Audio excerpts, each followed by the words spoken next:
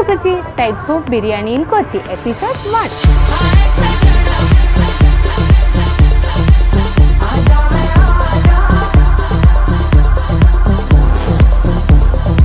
ഇത് മൊറാദാബാദ് ബിരിയാണിയാണ്. ലോങ് റൈസിൽ ഇവർ ദം ചെയ്തെടുക്കുന്നതാണ്. ഇത് ബീഫും ഇത് ചിക്കനുമാണ്.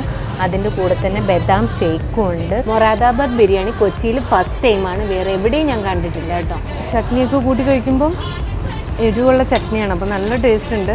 സാധാ ബിരിയാണിയുടെ ടേസ്റ്റ് അല്ല, നല്ല മസാലയുടെ ഫ്ലേവറൊക്കെ നല്ല രീതിയിൽ, അപ്പം നല്ല ടേസ്റ്റ് ഉണ്ട്. ആ മസാലയുടെ ഫ്ലേവർ തന്നെ വേറൊരു ടേസ്റ്റാണ്, നമ്മുടെ സാധാ ബിരിയാണി പോലെയല്ല.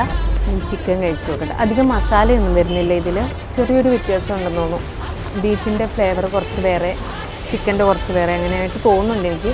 ഒരു രക്ഷയില്ല കേട്ടോ. അപ്പോൾ ബിരിയാണി, ഒരു വെറൈറ്റി ബിരിയാണി കഴിക്കണമെന്നൊക്കെ തോന്നൂലേ, ആ സമയം നിങ്ങൾ എന്തായാലും മസ്റ്റായിട്ട് ഒന്ന് ട്രൈ ചെയ്ത് നോക്കുക. അത്രയും അടിപൊളിയാണ്, എല്ലാവർക്കും ഇഷ്ടമാവും. ലോങ് റൈസ് ലവേഴ്സിന് മസ്റ്റായിട്ട് ട്രൈ ചെയ്യാൻ പറ്റിയൊരു ഐറ്റമാണ്. ഇനിയിപ്പോൾ ലോങ് റൈസ് ഇഷ്ടമല്ലെങ്കിൽ പോലും ഈ ഫ്ലേവേഡ് കഴിച്ചാൽ നിങ്ങൾക്ക് ഇഷ്ടമാവും. ഞങ്ങൾ ഇതുപോലെ കൊച്ചിയിൽ വെറൈറ്റി ബിരിയാണി സെർച്ച് ചെയ്തുകൊണ്ടിരിക്കുക.